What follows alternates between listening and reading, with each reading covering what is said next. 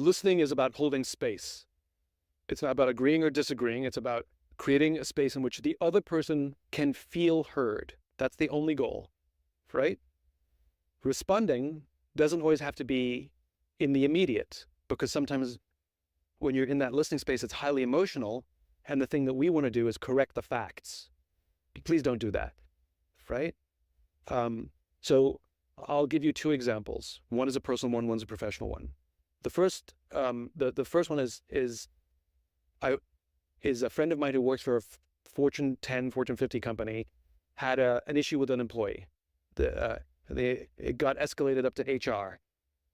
HR got involved and told them that they needed to sit in a room and talk this out, and HR was going to be in the room with them, right? Fairly normal in a large corporate environment. So my friend, who was the one who was in the leadership position, who was told that she was being a bad leader, called me up and said, "How do I do this meeting?" And I explained that all that the person needs is to feel heard. That is the total goal of this meeting, I know that she's seeing the situation differently. I know that it's not exactly as she said it to me. I know that there's facts that need to be corrected. All true.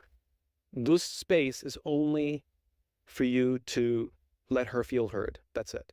They went into the meeting, and my friend practiced her listening skills. Go on, tell me more, what else? Go on, tell me more, what else? Until her teammate had nothing else to say.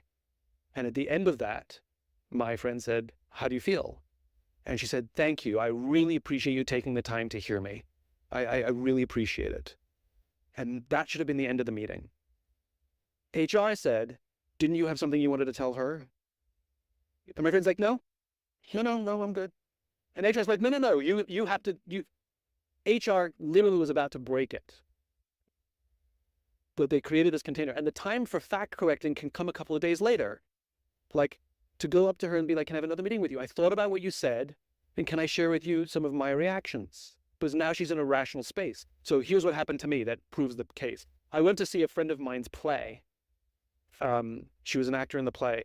It was easily the worst thing I've ever seen in my life. If I could have walked out twice, I would have. But I couldn't. I had to endure the whole mess because my friend was in the play.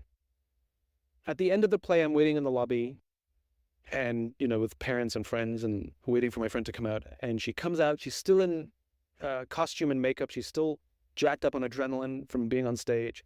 She knows me to be an honest broker. And she says to me, "What did you think?" Now is not the time. But I can't lie. So I said, "It was so magical to come and see you do your thing. I've never seen you on stage before. And it was really a thrill for me to come and see you do your thing." True. Thank you. Oh my God, thank you for coming. Crisis averted. 2 days later, I called her up. Adrenaline has gone. Emotions are normal. And I said, "Can I tell you what I thought?" She said, "Sure, of course." And I told her very honestly I thought the directing was weak. I thought the script was weak. And she was like, "Yeah." And we had a rational conversation about it. And so I think one of the things we forget in listening and responding is we think it all has to be at the same time. It doesn't.